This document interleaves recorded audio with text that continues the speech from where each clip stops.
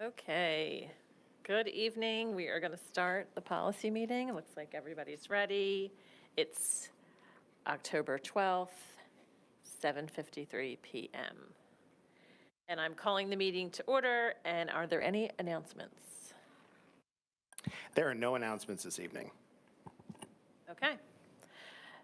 I would like the committee to approve the minutes. Do we have, yeah, we got a quorum here. We got everybody. All right. So can we move the minutes forward to the legislative meeting? Yes, I'm getting the nod. Yes. Okay. Okay. And we will start with second readings. The first second reading that we had tonight was confidential communication from students. We did bring the AR, because we talked about that policy at length last time. So we brought the AR just as an FYI for the board. We also reviewed the, as we always do, but especially because we talked about this so much with Mr. Diazio. We had him take a look at everything that is in not only the policy, but in the AR. And we also spent time with our principals as well in our principals network meeting, talking about this so that they have an understanding of the policy. Mark, your question? Yeah, a question. I'm wondering, guidelines on number 2, I appreciate that things are numbered. The student withdrawing shall be required to meet with the superintendent or designee to discuss the reason for withdrawal. So 2 questions about that. One is, does any of that become an official student record? Or is that just informational for us? It's just informational for us. And the other question was, why is that the superintendent and not the building principal? There was when we met with the principals, we thought that the superintendent may represent a neutral third party because there may be some, when students want to withdraw, there may be some angst that they have with the building principal. So the superintendent would be. Yep, that makes Okay. sense. All right, thank you. One sec. Did we skip over 207? Or did no one had comments on 207? Oh, I'm sorry. I was looking at the wrong thing. My mistake. I jumped to 208. That was my fault. He's really trying to move this meeting along. There's a baseball game to watch. Jeff? I do have one on 207. Okay. Sure. Number 2 that we added under guidelines, Dr. Yanni, about information that's not in the jeopardy category should be kept confidential. My only concern is that there are other reasons in the policy where things are not confidential, and is that language somehow limiting us? It's just something to think about there. So I don't typically like language that 30 different people can read and have so I'm fine striking that. I don't feel strongly that it needs to remain in there. I think it does. I asked for it to go in last time, and that's why it's there. And so the reason for that is because the first guidelines number 1 says that if it is, if it does put somebody in jeopardy, then then the following has to happen. But I feel like a converse needs to happen to explicitly say, I mean, we put it in the purpose. That Right, these things are confidential. I mean, I Right. think Just as a reminder, these will go into the new format. So Yeah. the purpose and the authority statements won't. I understand, Yeah. But my concern is that information may not be confidential for other reasons. I mean, we look at number 3, if there's a legal proceeding, another statute, I mean, something else could govern, and I just worry that 2 sticks out to say, there is a should. It's not a must. yeah, but I don't know. Jeff, are you saying that like there might be information that needs to be shared and now they can't share it? Like just something? Well, yeah, it's saying that information shared that doesn't rise to a certain level should be kept confidential. But How about we revise confidential instead of the level that it rises to? If we talk about, instead of saying confidential, should not be distributed beyond, administrative boundaries of the school. I mean, I'm sure there's some term for this, but, I guess my point's more to, unless otherwise required by law, right? I mean, because there could be another exception other than placing a student in jeopardy that requires dissemination of confidential information. That my concern is somebody could look at that and say, the only way that something is not confidential is if it places a student in jeopardy. And I think we're limiting potential exceptions under the law. That's my concern with So number two. except as required by law, just add except as required. If we by added law. that'd probably alleviate my concern, yeah. I'm fine with that. Okay. Okay. Sorry, I was long-winded to get there. It is nothing in the That's how second it inning. works. Do you have a comment on 207? I have one small one, so I'm fine with that change, by the way. Now, I guess, I don't know, is this a moot point because we're, with the new, you're going to convert this into the new format, but what I had was, in authority, we deleted the word board before policies, and I thought that should go back in. But again, I don't know if that becomes a moot point when we go to the new I format. think it becomes a moot point. I think we do, for consistency, say board policy all the time, not Yeah. policy, so yeah. Yeah, Although that sentence says absolutely nothing. I mean, that whole thing says, I mean, I don't think there's That's why I'm any so point to excited about the having new it at all. format. The moot point in the moot sentence will be removed.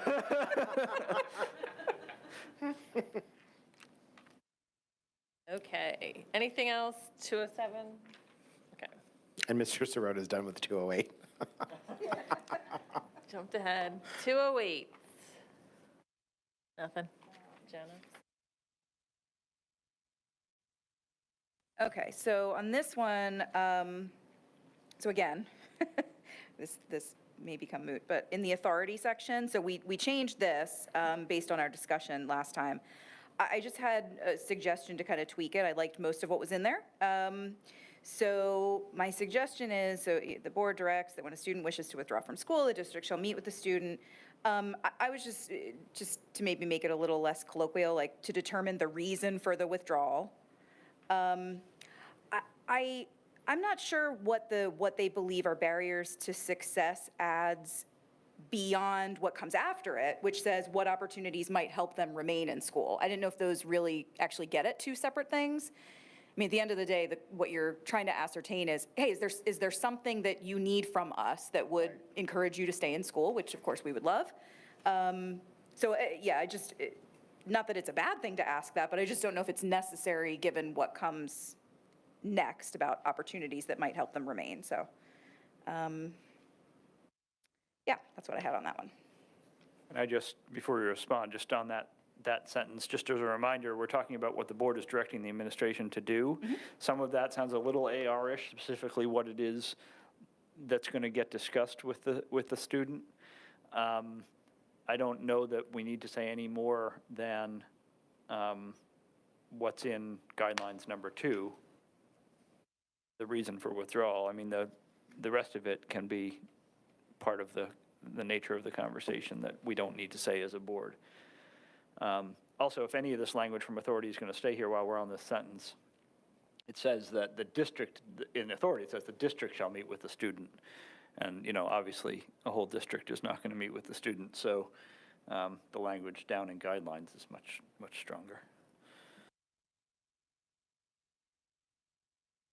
Okay. Any other comments? 208? Nope. Okay, moving on. I have one more quick one, just to verify. Is the purpose going to go away completely, or is that going to move somewhere? So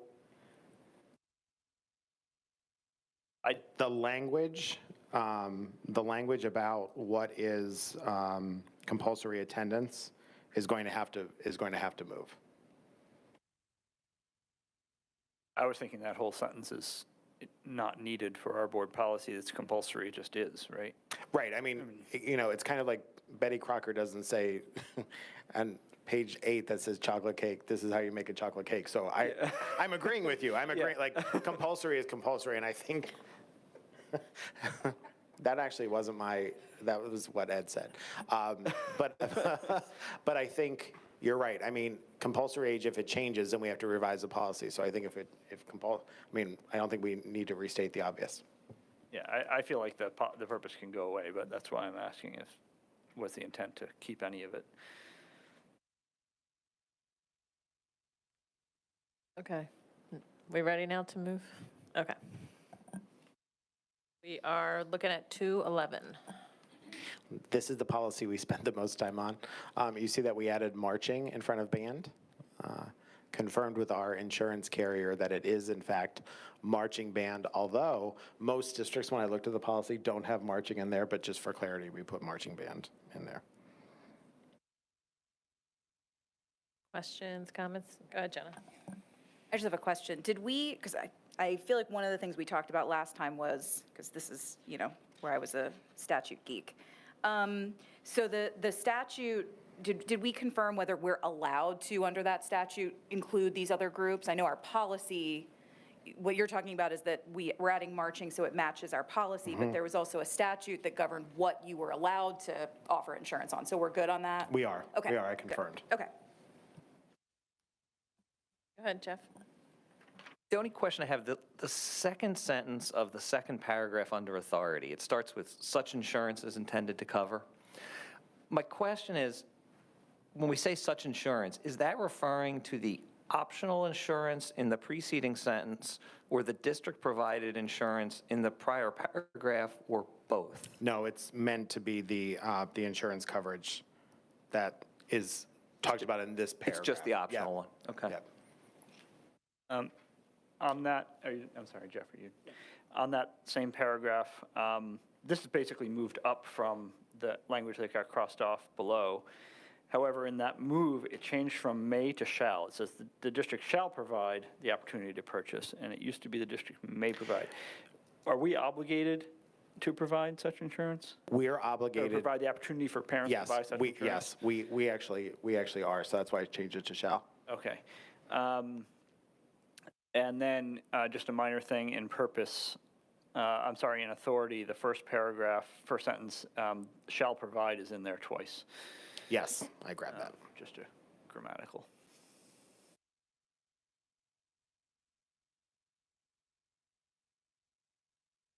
This may be another English language question, but on purpose, the board recognizes the need for insurance coverage by unforeseen accidents. Is accidents a word? Yep. Okay. It is now. Okay, good. I checked and I didn't find it, so I was like, whoa, maybe I'm onto something. Oh, these English language learners. The intent, and I think I missed the discussion on this before, but the intent of this is to, this reads like mostly athletics, but this could include anything. If somebody does a science experiment and something spills on their foot and gets taken to the hospital or something, is that included in this or not? The optional insurance that parents can buy does cover that, but what the district Exactly, would yeah. provide is No. just for specific things. Yeah, okay, and that I just wanted to make sure that the additional insurance, that is a totally separate one from this. All right, well then, so I don't think that's what it says, though. No, Because that's, it says, we shall provide, because we're apparently mandated to, we shall provide insurance cover that basically covers the same things as the insurance that we provide. Like, they can provide, we provide the parents and guardians the opportunity to buy additional insurance to cover more money for the same events, is how I think it reads. Not for additional events. So I think what we need to say is the district shall provide parent guardians the opportunity to purchase insurance coverage at no cost to the district for injury to students resulting from accidents in any activity during school hours and any activity sponsored by the district. And then stop. And then stop.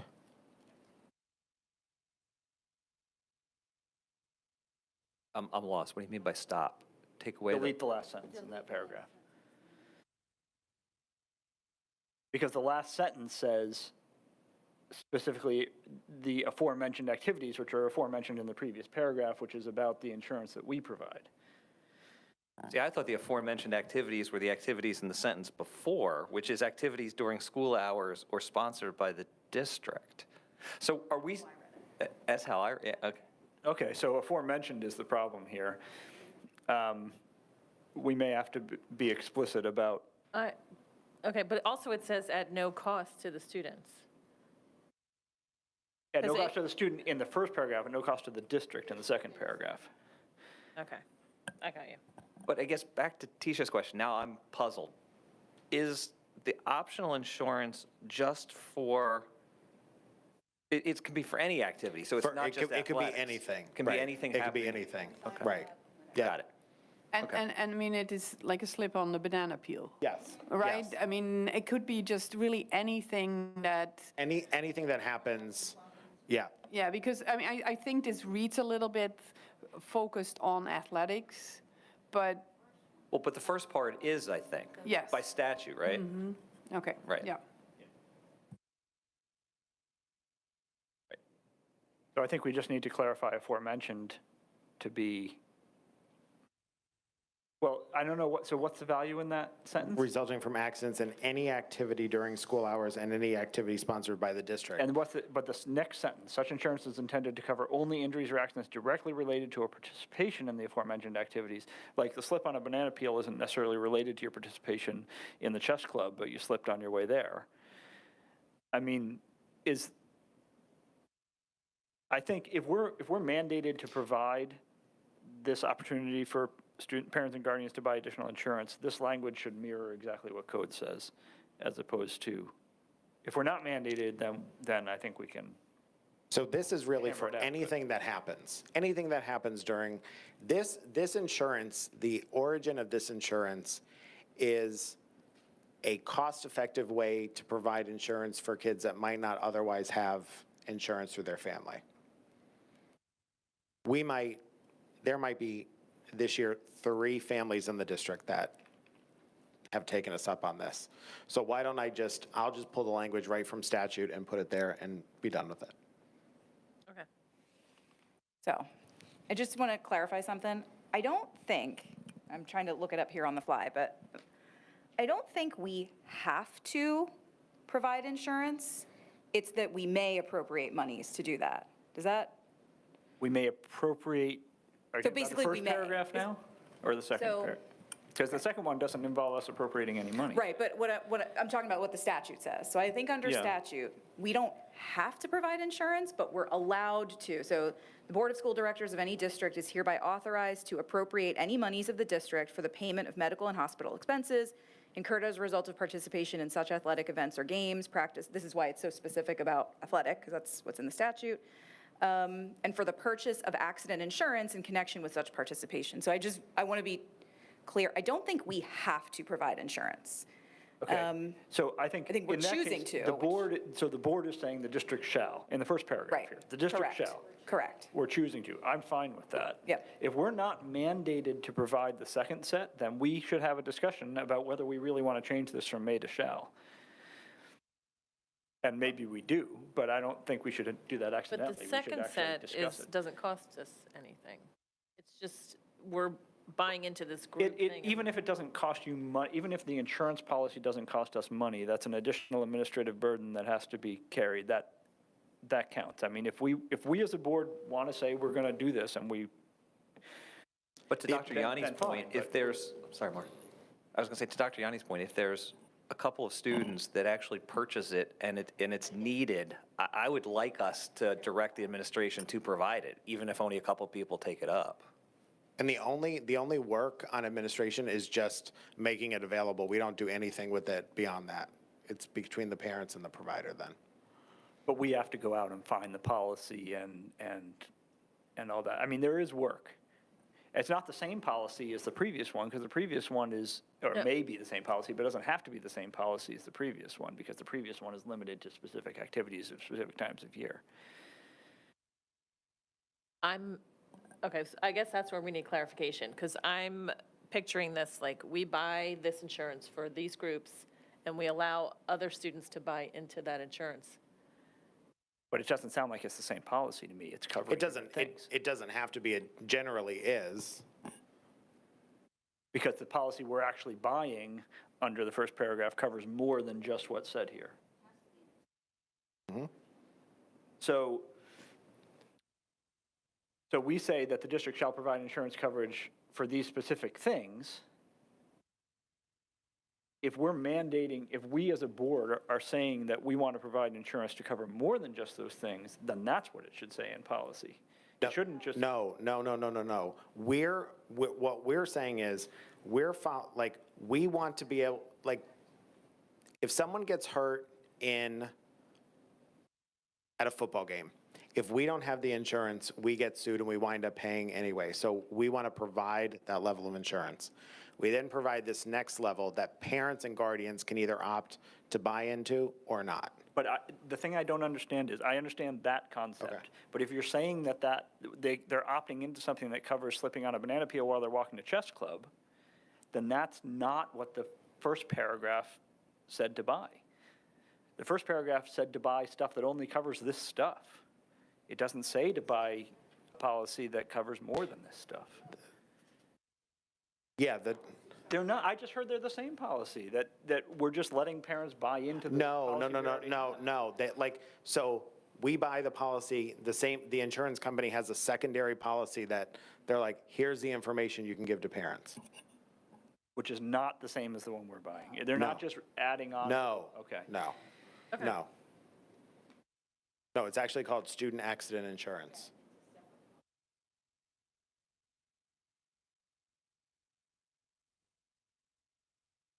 Okay, then Is the that sentence something that says such insurance is intended to cover only injuries and accidents related to a student's participation in the aforementioned activities during the relevant time periods.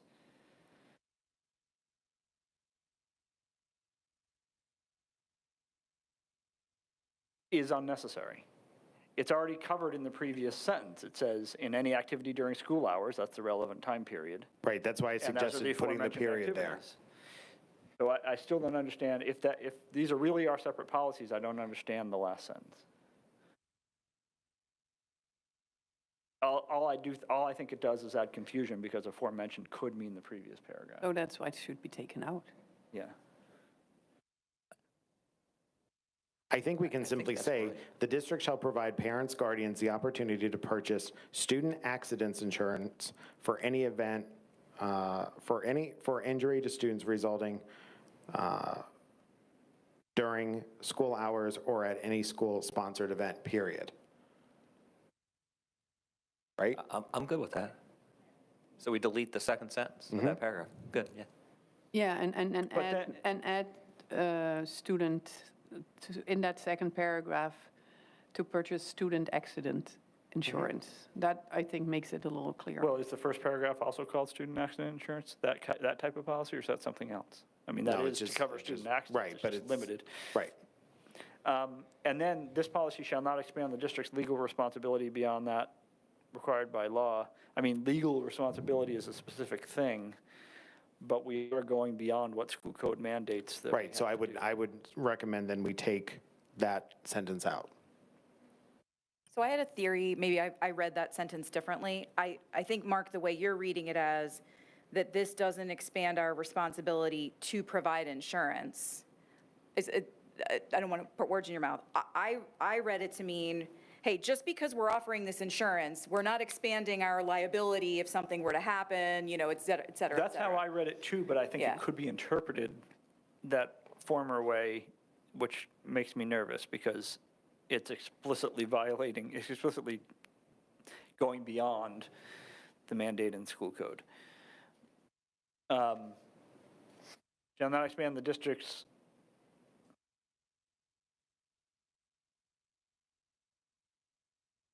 I don't have good language for this to clarify that. I mean, maybe it's good enough, because it's self-evident that it doesn't mean the other thing, but. Ask a dumb question. This policy, you're reading that to mean policy like the policy we're talking about? Oh, insurance because I read it to mean the insurance policy. Oh, then that's a great way to I clarify read it to mean this piece of paper, this Huh. policy. I So- read it completely differently. So whichever it is, we should, Be explicit.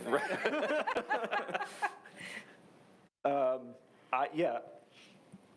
I thought it meant this, policy 211 shall not expand the district's legal responsibility. That's what it means. So it's the intent in there, Moshannon Valley School District, a kid got hurt, I believe, no, not Moshannon, Carlisle.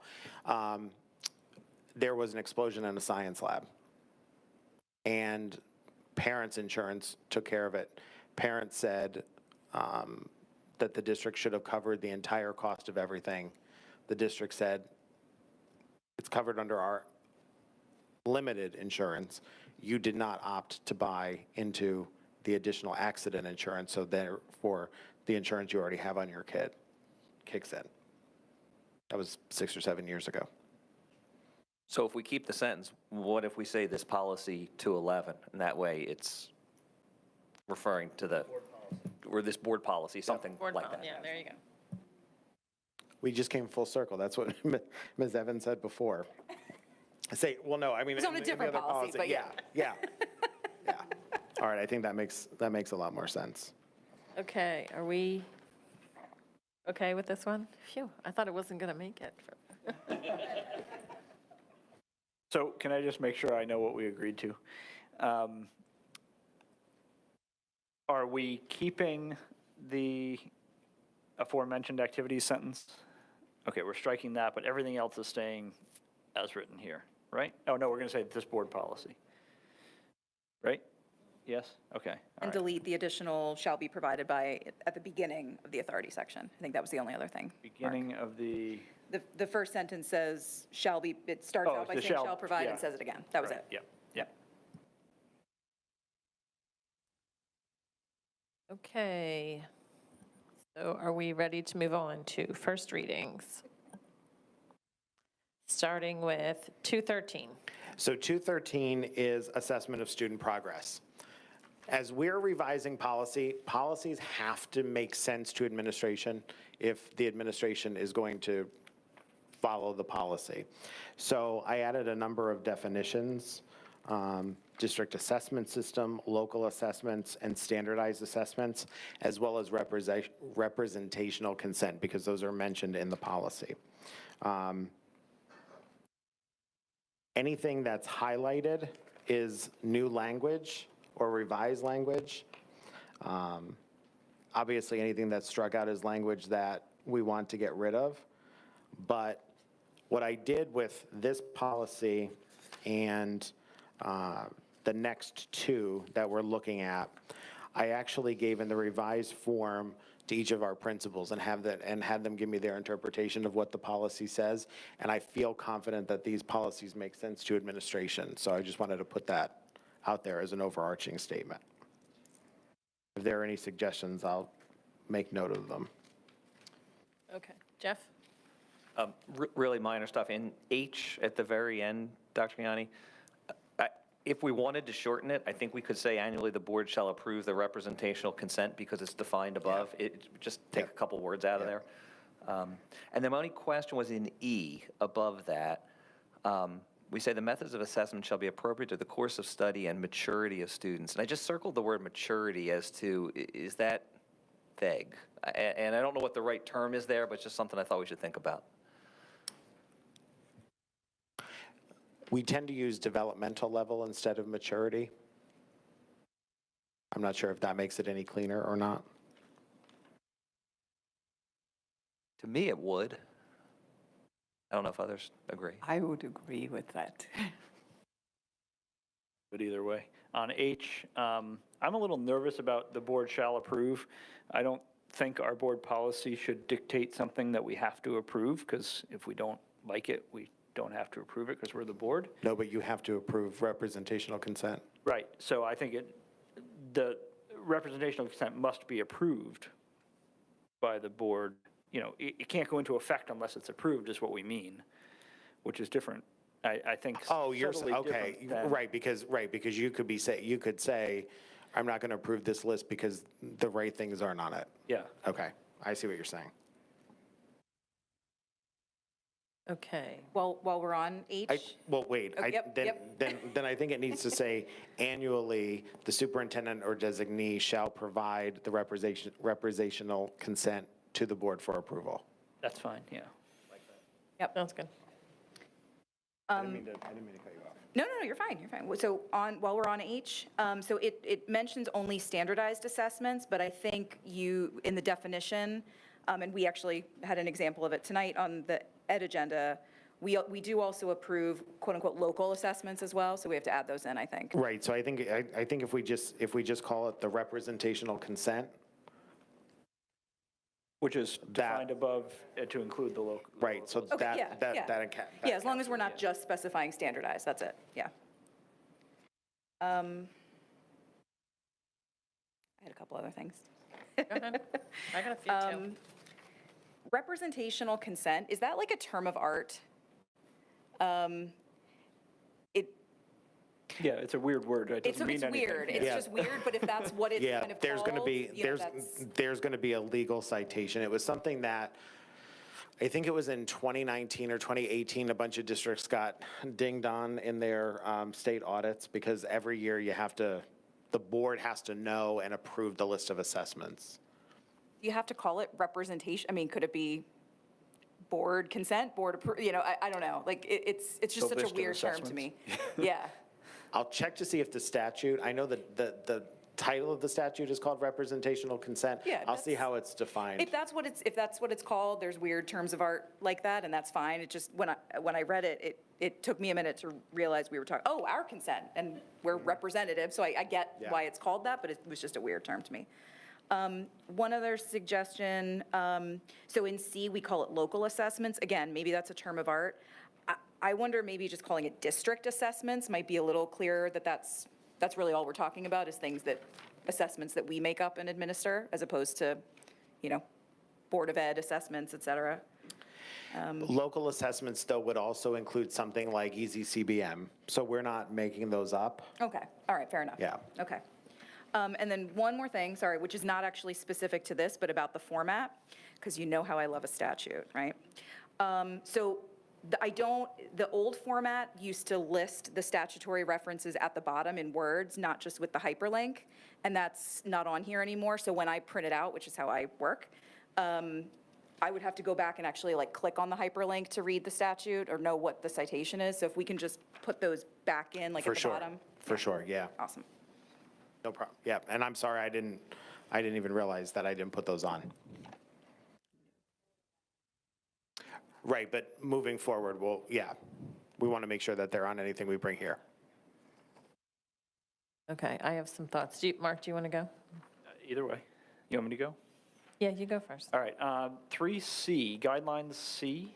See how easy it is when everything's numbered? I know, I really appreciate that. And I hope that guidelines is always number 3 so that we can always. Yes, say it will. 3C. It Yeah. will always be. Are we talking about actual PA course standards when we talk about the standards, when they're course expectations and academic standards?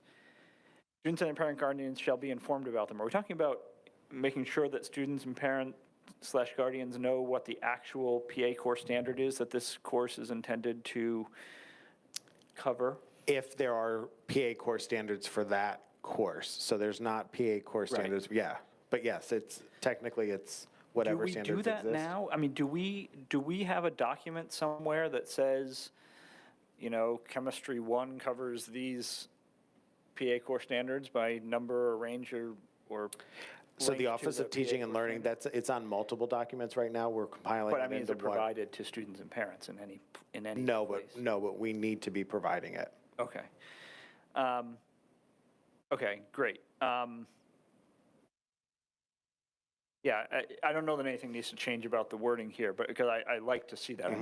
I'd like both students and parents, guardians to know what the actual PA core standards that we're trying to deliver here are. And then in 3F, why are we striking out the reward effort?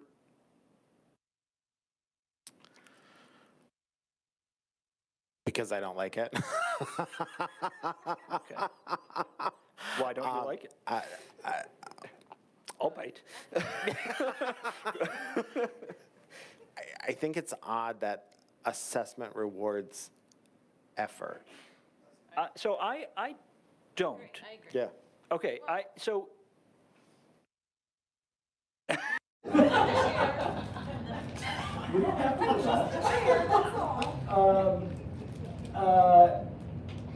That makes.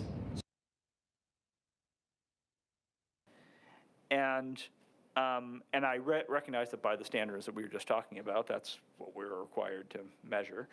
But real academic progress is not made only by achievement, it's made by effort. And, that is a goal that we are trying to instill, a goal, a thought that we want to instill in students, that effort is important. It's not just about meeting standards, it is about trying. And maybe that doesn't need to be here, but I'm just nervous about codifying that what we really care about is achievement, because I know that that's how the system works, but I don't want to diminish public education to achievement. It rubs me the wrong way. Okay, so I'm going to give my point. You said that very well, Mark. We're talking about what the assessment strategies, to measure effort, I think that's really difficult. A student could say, like, I spent 2 hours on this last night, but they didn't produce anything. That the work's not there. I think that's what it's about. Like, it's not, what did you produce? What's the product? That's what it's getting assessed. It's really hard to assess effort. It doesn't say that we'll assess effort, it says we'll reward effort. But I hear what you're saying. Is the problem with the word reward? I mean, Dr. Yanni, if we said like encourage student effort, would that be more palatable to you, but yet conquer your I mean, Mark? specifically, I was struggling with the word reward. Because Yeah. reward sounds like to me you get a lollipop. I mean, it just. It can't be consistent.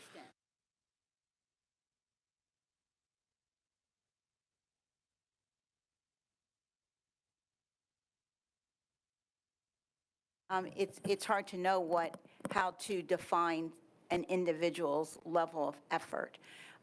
So I think to say, encourage is okay, but I don't know that that's what this particular policy is really trying to get at. I think it really is about the assessment and using, that data versus effort or any of the other things that, we certainly consider important, within the classroom, but I don't know that that's what this policy is trying to get at. Yeah, it may not need to be in this policy. I mean, this policy it talks about progress towards standards, meaning achievement, really. It doesn't say anything about growth. It doesn't say anything about evaluating the effectiveness of our own pedagogical practices. There's so much more to it than just achievement, but So this is maybe this is the isn't the first reading, and it talks about progress. So why don't I add something in there about growth? Because, I mean, that is a measure that we're looking for, right? Because like PVAS, but even beyond PVAS, like, for example, elementary reading assessment, BAS. We want to see a year's worth of growth in a year's time. That's not necessarily PVAS, but, yeah, we want to see. So I can add language about growth. And then my last question, it's back on definitions, 1C, the definition of local assessments. It's a long sentence that has a lot of bits to it, and I wonder if it's too narrow. So local assessments have to be a selection of questions from a common bank of questions that's scored in a standard or consistent manner, makes it possible to compare the relative performance of individual students, or is that really all we mean by local? And if it is, that's fine. I just want to make sure, because there's a lot of little bits to this definition that make it very narrow. So when we think of local assessments, we're thinking of CBM, we're thinking of CDTs, we're thinking of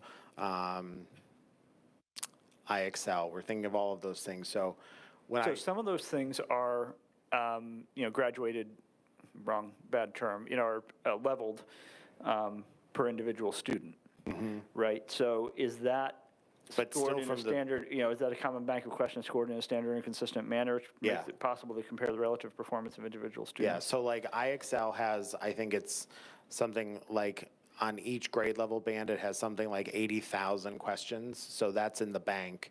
And then the questions are pulled based upon kids' level relative to their performance, and then it is scored the same way. Like, that's why I was thinking about the actual assessments we give and then running it through that definition to make sure that the definition was Yeah, tight. okay, I just want to make sure, because there's just so many fiddly bits to that definition that I'm afraid, I don't want to accidentally, not include something. That was all I had, Jen. Okay. Okay, so I have some comments, and I'm thinking maybe I'm a little bit in the weeds here, because they're very different from everyone else's comments. Maybe these are going to be in the AR, and I'll just tell you what they are, and then we can talk about the IPD process, maybe just a little bit. When a student is not passing, how is that communicated? Like, I would want it to be communicated in more than one way and to be confirmed that the parents know.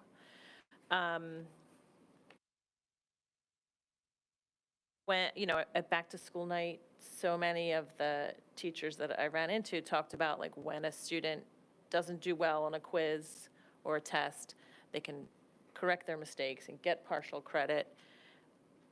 And I'd love to see something in writing saying that we're going to do this. And then the last one is, and sometimes we do hear this stuff at the school board meetings, tests going home, especially like at the high school, at the higher level, where students really need to learn from the mistakes they made on their biology test or whatever.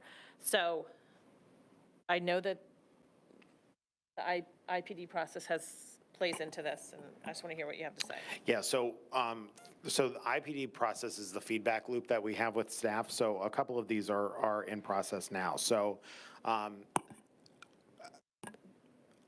think as levels progress, elementary, middle school, high school, so does communication home. So we're really trying to tighten that up. So what does it look like when a kid is struggling in a class? How are we communicating? It's not enough to just say, well, parents have access to Schoology. Like, they might not look at Schoology. So, we're defining what are the triggers that would require an email and a phone call to make sure that parents and guardians understand. Giving back assessments, that has been a bone of contention of many people for a long time. And the way I understand it back in the day was that there was a concern that kids would cheat and teachers would constantly have to return assessment or would have to change their assessments. This year, one of the threads that go through our PLE days, our professional development days, are creating assessments. So that, I think, we can relent on a little bit, because there is learning to be done from assessment. So we don't want the same assessment to be given in a course year after year after year after year after year. So we can talk that those three things are going through the IPD, or will go through the IPD process. Okay, so if the school board, if we wanted one of those things in this policy, I don't know, where does the IPD process fit into what the board wants in here, the AR and the IPD? It would be in 3D is where you're looking at. So students and parent guardians shall be kept informed of personal progress. And so the argument that someone who, if, on the test return policy that comes up over and over again, what people would want is for that to be more fleshed out. How will we keep them informed? To me, that's not a policy thing, that's AR. And I don't think as a board we should get involved in specifying how that information, feedback loop will happen. Is there like a higher level sentence where something that, like, the superintendent shall make sure, communicate? I don't know. I don't want to get, I'm trying not to get, I want there to be something The delegation there. of responsibility could say something specific about the superintendent shall develop processes for ensuring that Strong students are able to use assessments as an educational feedback device, or, whatever the proper term is in educational speak. Yeah, that's not so, Yeah, because I think some of this is dependent on the course level and the developmental maturity of the students. I mean, I think it's important also that our students are, as they age, become, or as they mature, that they become more owners of their own progress and their communication of that. So I don't feel that that is something that the board needs to put in a policy. anyone else? Okay. All right, moving on. 218, student discipline. So there were a couple of words used in the policy that weren't defined. So corporal punishment, student code of conduct was not defined, and restorative measures were not defined. So I added those to the definitions section of the policy. Really what this policy is requiring of the administration is to have a student code of conduct in place that is not just punitive, but has restorative measures, and that has different levels of infractions. And so the student code of conduct, we actually look at every year with our staff. So we start with our building principals and house principals, and then we look at it as a staff, and to make sure that we're continually moving in the direction of more restorative things. Not that, there might be something restorative and there might be something punitive, but without that restorative piece, we don't get anywhere with really changing behavior. So I'm open to comments. There was one, before I open it up, I'm sorry, there's one piece in here that talks about staff being able to use reasonable force. And I struggled with that because I think defining reasonable force is challenging, but that is actually in code. And so I looked at a number of other districts. I'm going to go beyond our circle of peer districts to look, because I think we have to do a better job. I don't like the word reasonable, because what might be reasonable to me and what might be reasonable to Ashley could be two very different things.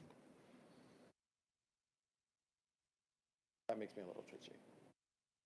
I That's mean, in to your point, if you guidelines F. define it, Yeah. it would be, if reasonable force, for example, is, just to kind of,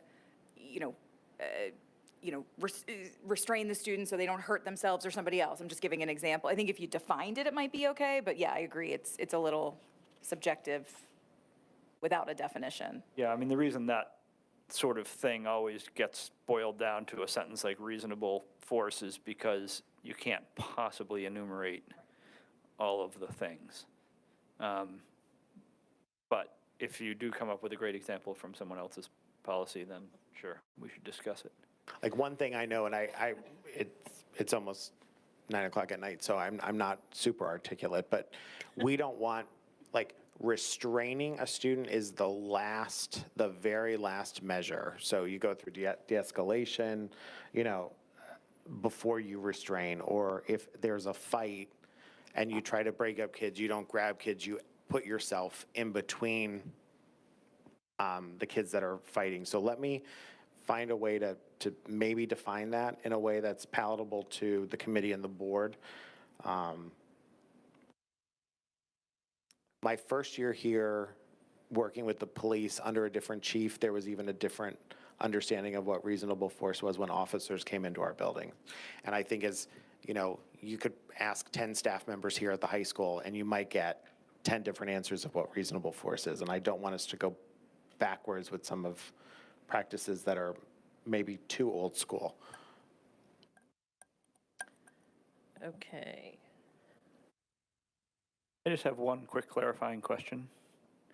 Is code of conduct K-12, or is it vary by level?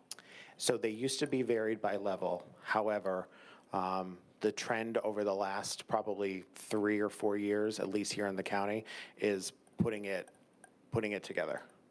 It certainly implies that it's K to 12 in this document. I just wanted to make sure that was true. Thanks. Jeff? Couple minor things, Dr. Yanni, question. In 1D, where we define a terroristic act, we say shall mean a crime of violence. I'm wondering if it should be an act of violence because crime's got a penal definition. What number is it? It's numbers, E, about corporal punishment under guidelines. We say the use of corporal punishment is prohibited in all district schools. Do we need it to be broader? And I know like under H for weapons, we talk about district property or activities, but I don't think we allow corporal punishment outside of a school, but on property, like at a football game, for example. Right, so, and, and all different, I can't even get the words out, meaning anything to do with the district, Yeah. and any activity. I just worry somebody could read that to say, well, if it's not in a school, then it's okay. And We have language all over the place that Yeah. explains that, so we can flesh that out. yeah, we just had to flesh that out. And then my last thing is, under H, under guidelines, which weapons offenses, when we look at, this is a question really, Roman numeral V under H says that the superintendent will report to the Office of Safe Schools all incidents relating to acts of violence or possession of a weapon. And I guess my question is that reporting function truly for all acts of violence or just for weapons offenses? And depending on that answer, we might need to clarify that language a little bit. This is probably I haven't gone and looked, but there is code for required reporting that this sounds like it might come straight out of, but I don't know for sure that it does. So, yeah, so when we put the data into Safe Schools, we have to report, there are PIMS reportable offenses, that's EduSpeak, and there's a laundry list of those. So, and it's about primarily violence against others, possession of weapons, but it's also possession of drug paraphernalia. And there's, so I think we should say consistent with the requirements of the Office of Safe Schools, because that would really. That's fine. My concern would also be mollified if we changed it so that that paragraph wasn't a subpart of weapons, meaning if we made that letter I and it kind of stood alone, then that reporting would be broader than just weapons, if that's the intent. If you want to change the language, it's fine too, but moving it or changing the numbering, lettering would solve my problem. The last one in each section is about reporting requirements. Or not, I don't know if it's every section, but several of the sections. So maybe boiling all the reporting requirements into one. Right, just have I think if we have a separate section for reporting, and it's basically as required by the Office of Safe Schools.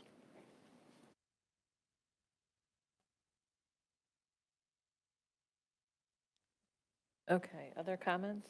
Jenna? Okay. I think we need to add a definition of weapon. It actually, I think, is defined in policy 816, so we can just steal it from there, but since it's referenced here, I mean, weapon seems like it's an obvious definition, but it might not be, is a butter knife a weapon? I don't know. Yeah, no, and there actually is there is a Yeah. very specific, even a blade of a knife. Right. At 2 inches, it's not, but at 2 1/4 inches, it's a weapon. Yep. So, okay, so this next one, this is a little bit of an odd comment, I apologize. So the fact that we start the policy off by defining corporal punishment, I had a visceral reaction to that because, of course, we do not use corporal punishment. But when that's the first thing I'm reading in the policy, I wondered whether and this is a little out of character for a definition, so just hear me out, whether, the definition's fine, and it says, and if we added to the and is prohibited, because I just had, I'm starting the policy, I printed it out, I'm reading it, and right away we're talking about corporal punishment, which, again, of course, we do not use, but I don't know. It's, again, out of character for a definition, but it's just going to, I think, create such a visceral reaction probably for other parents that, Either that or we need to find a definition that starts with the letter A or B. I have another solution. It's only used in one place. So just don't define it in the definitions, just say physically punishing a student for an infraction of the discipline policy instead of saying corporal punishment in the one place where it's used.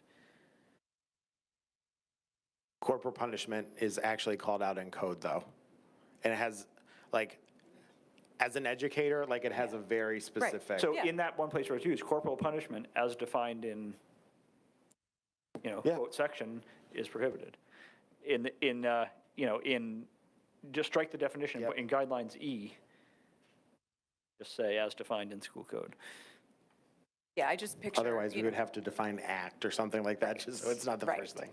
Yeah, I just picture, parent opening this and saying, what, corporal punishment? And of course, it'll go on to say we don't use it, but it just, Yeah, I think I hear you, and that's a good point. But I do think in the general case, anytime a definition is used only once, we probably don't need it as a definition. okay, so other things. Okay, so in guidelines, and actually, our delegation of responsibility and guidelines, they're supposed to be numbered, right? So it Yeah, would be 2 and just 3, 2 and- yeah. yeah. So what would be 3 guidelines? C, oh wait, hold on, do we have more than one C? Yeah, I think it goes A, B, C, back to B. Oh, yeah. Yeah, so, okay, so it's the second C. I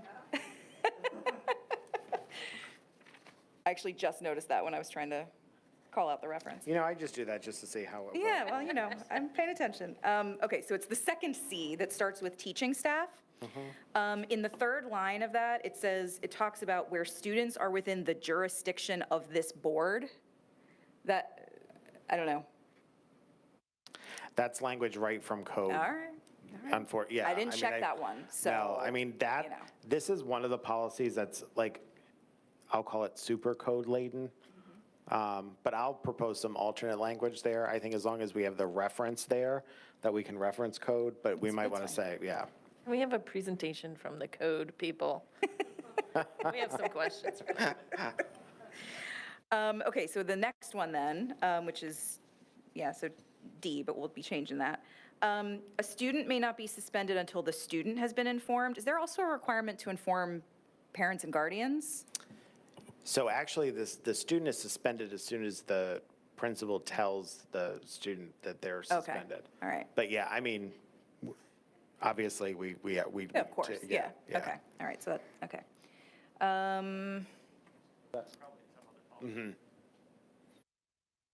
All right, so under special considerations, discipline of students with disabilities.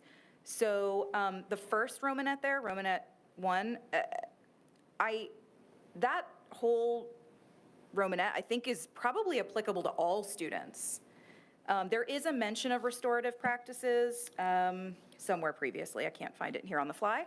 But I liked the way that was phrased, and I'd almost rather see it pulled up to yeah. apply to everybody. Yep. Yeah. Okay, I'm almost done, I promise. Okay, so now in special considerations, weapons offenses. So Romanet 3, it starts out very, being very specific that you shall be expelled for a period of not less than 1 year. But then it goes on to say that the superintendent may recommend modifications, which, seems appropriate depending on the circumstances. So I didn't know if we should just change the shall be expelled to may be expelled. Maybe that comes from code also. I'll check. What I know off the top of my head, and luckily it happens so infrequently. Right, of course. The automatic thing is you're expelled for a year, but I can come to the board and recommend something less than. So I'll take a look at that. Shall be expelled unless is how Right, I it just- would yeah. recommend that. Yeah. Yep. Yeah. I don't think you need the last sentence in that section either, because it's covered in the section about disability. So in the case of a student with a disability, you'll take all necessary steps to comply with the Individuals with Disabilities Education Act. But we also have that under the special considerations, discipline of students with disabilities. It doesn't hurt that it's in there, but I don't think. I think it helps to put it in the same place as the shall, because then if you don't, you have a conflict Yeah, that's that's not, fair. is not clear who wins. Yeah, again, it doesn't hurt to keep it in there, so that's everything I had. I think it's probably there as well, because this has been such a big topic over the last few decades, honestly, because we have to do manifestation determination hearings, if a student's disability is, manifest, if they're, you know what I'm trying to say, connected to it, yeah. Yeah. While we're on that, so under letter G, Romanet, a word I just learned, Romanet 1. Shouldn't it say that the interventions should be in line with the IEP or 504? I'm asking. Oh, yes. Like, when I read that, because we're under discipline of students with disabilities, It should be if a student has functional behavior, if they've had a functional behavior assessment or a positive behavior support intervention plan. because it kind of says it in Romanet 2. Yep. Yeah, and then down the third one, it says comply with the IDA. Just notice that, it says that IEP is Individualized Education Program, isn't it plan? Is it Program. actually a program? Huh, it's interesting. Yeah. For GIEP, it's plan. It's planned, yeah. I never noticed that. Okay, more comments on this?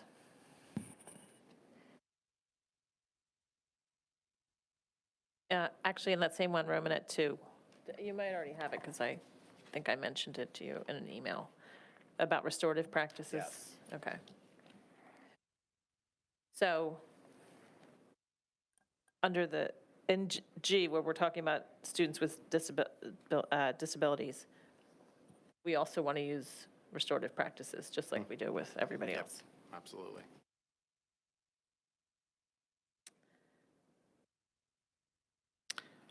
All right, and our last policy tonight is policy 219, student complaint process.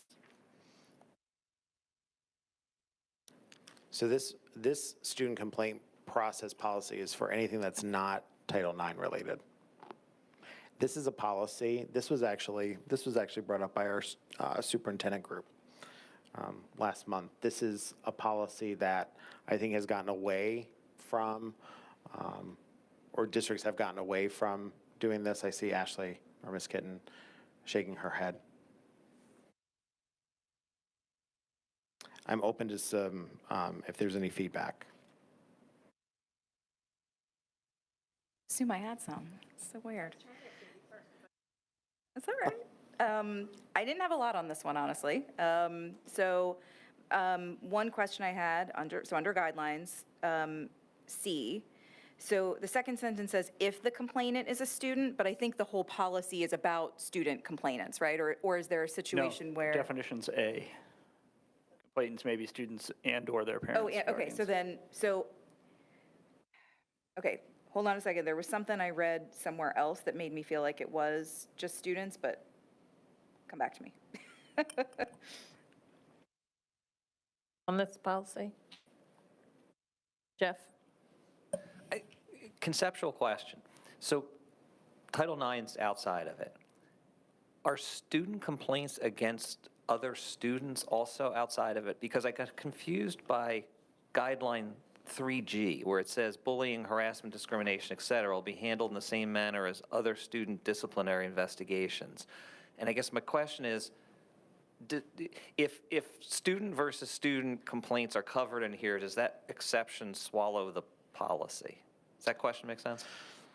So I asked Ed the same question because when this was brought up at the superintendent's meeting, there was a train of thought that does this policy still need to exist does this policy still have a function?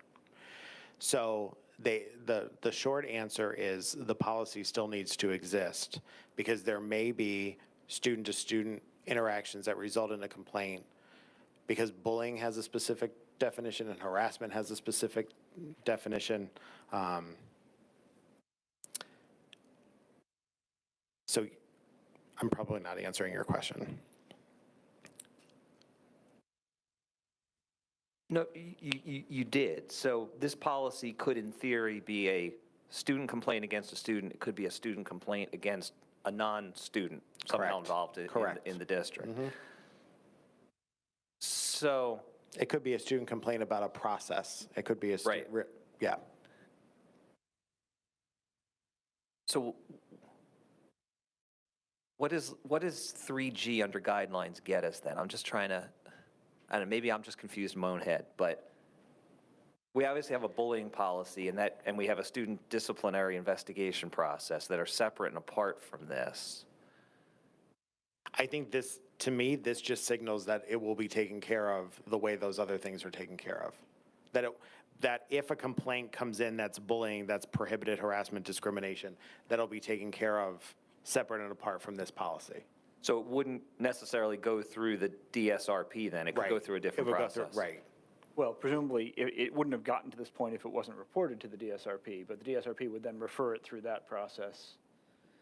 So maybe we have to say if the DSRP receives a complaint about one of these things, then it needs to be directed elsewhere. Either in policy or maybe even an AR where that could be handled just in terms of a procedural thing. But yeah, I think that would have, Does that make sense? yeah. Thanks, Dr. Cuddy.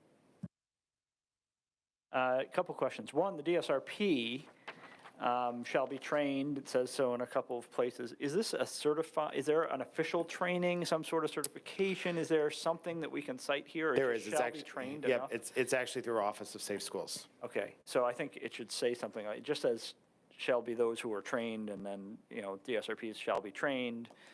I think some sort of citation to that would be helpful. Also, it says the name of the DSRP shall be made public somewhere. At the moment, I've lost that, but I would put in the delegation of responsibility is how that will happen. Should be part of the AR.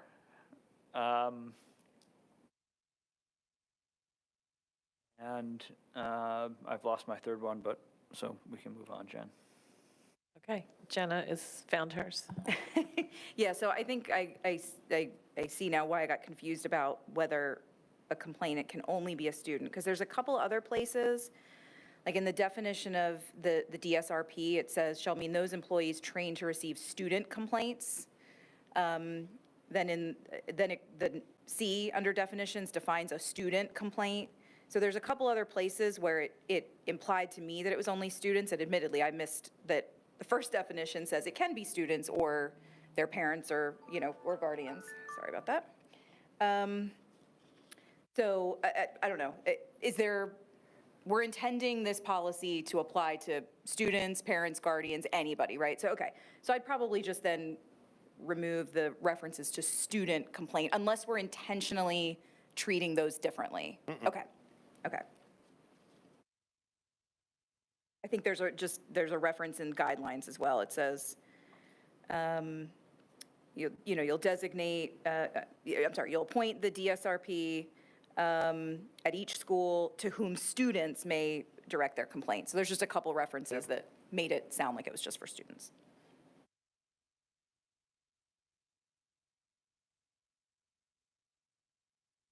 Oh, TTF. TTF. I have two questions, and maybe they are AR related. But when it says DSRP, is that one individual in the building? No, it'll be multiple. people. Because I was wondering, what if the complaint is Right, against one? right. Okay. The other one, and again, that may be an R1, AR1, does there need to be a timeline in which this is handled, or at least acknowledge that the complaint was received? Because sometimes people may just feel that I made a complaint and I never hear anything. I hope that's never the case, but do we need to put in some sort of a timeline to acknowledge that the complaint was received? We have language in other policies. It something akin to like as soon as possible or as soon as practicable, but I'll pull that language from other policies so that we mirror that language. I think I would be comfortable if the policy simply in delegation of responsibility said that timelines are one of the things that will be in the AR. I don't know that we need to be specific in the policy about what the timeline would be. No, I think that could well be the case. I just wanted to sort of as a clarification.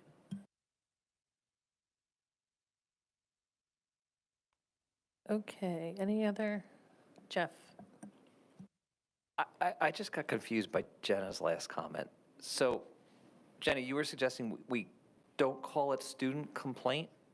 Well, because, so a complaint is supposed to be able to come, as the first definition tells me, it's supposed to be able to be students or parents or guardians. But then we have references throughout that only specify student complaints.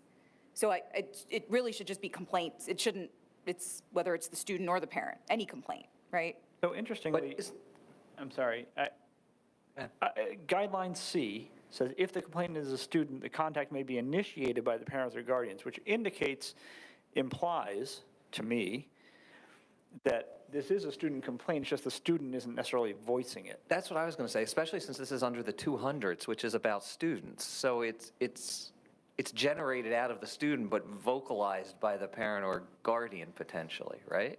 I wonder if there's a different process, or if the DSRP, like, in that DSRP training, does that cover, a parent is complaining that, water polo doesn't get enough lanes in the pool? Like, is that, just to make something up as an example. So, I'm sorry. So in that case, if it comes through a parent, then the DSRP is to meet with the student to see, because let's be honest, sometimes we hear from parents and the student doesn't have the same complaint. Okay, so I'm still confused then. So this really is supposed to be complaints that ultimately are from the student, but if the student maybe isn't comfortable and the parent is advocating for them on their specific issue. Okay.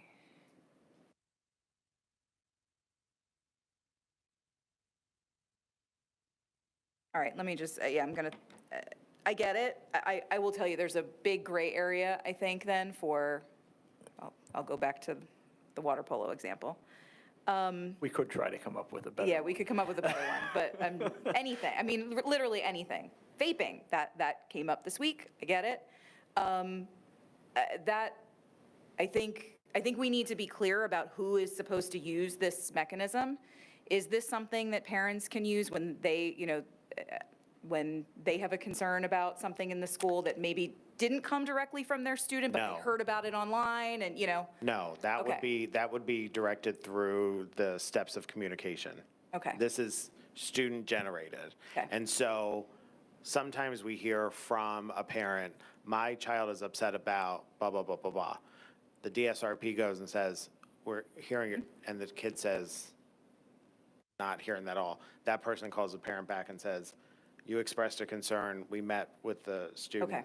And depending upon the age and maturity, that the person might ask a couple times. But because this is just a first reading, I can add some language about how this is supposed to be used so that we review it at the second. I think part of clarifying the definition A, to say complaints may be filed for students on behalf of students by their parents or guardians or something like that, I think maybe solves the problem. Because, the complainant could be a kindergartner, and the kindergartner's not going to do it themselves. Right. Okay, any other comments on that? All right, so that brings us to public participation. Please state your name, where you live, and you have 4 minutes.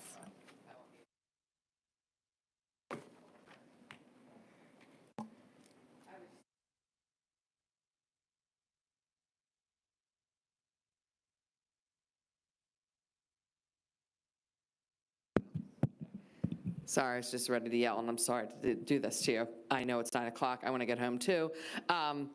I was just going to joke. I just come to a school board meeting and complain. Anyway, assessments. Thank you, Jen, for bringing that up. That has obviously returning tests.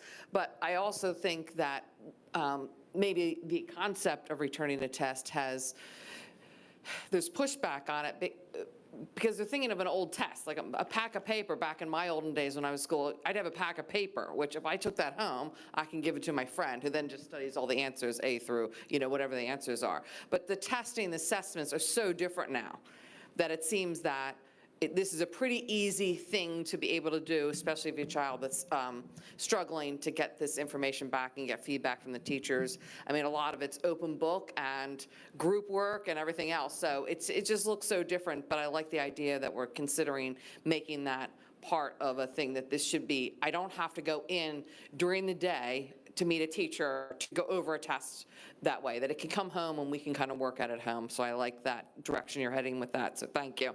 And the thing about discipline that concerns me, all that stuff, the conversation was great, consistency, right? Because one person, different disciplines happen differently, and it's not necessarily felt as fair to children that feel like, oh, I'm being disciplined at a different level than this person for the same infraction. So I think that's something we need to be very careful about. I don't know if that gets written in there, but that word I like, to make every effort to make it consistent. And also, how are we enforcing, right? You brought up vaping, right? This has been a problem for a very long time. So is it that there's so many people vaping that we can't keep control over it, and so we just kind of let it go as a minor infraction, then we can't, because we can't possibly discipline 100 people that are vaping in the bathrooms between every period.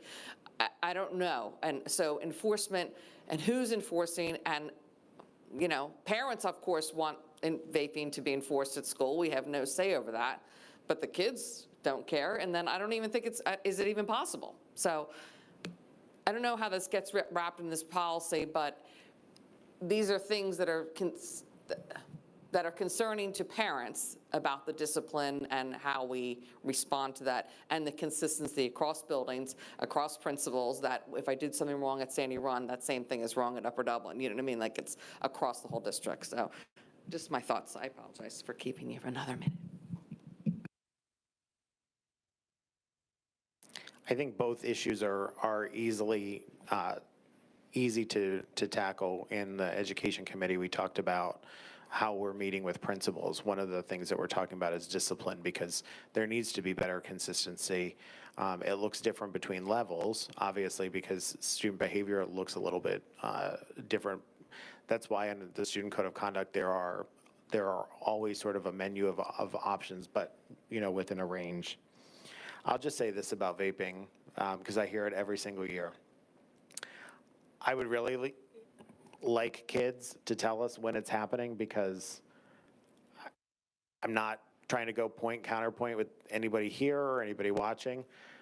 I have a habit when I'm in the middle school and the high school, just as a former school-based administrator, to walk into bathrooms. Since I've been here, I caught 2 kids and they were disciplined, and every year we hear that it's basically happening every minute of the day. So if it's happening every minute of the day, we need kids to report that to administration. Thank you. Any other comments? Okay, so with that, the next policy meeting is Wednesday, November 2nd at 7 p.m. or immediately following the Education Committee, and we are adjourned.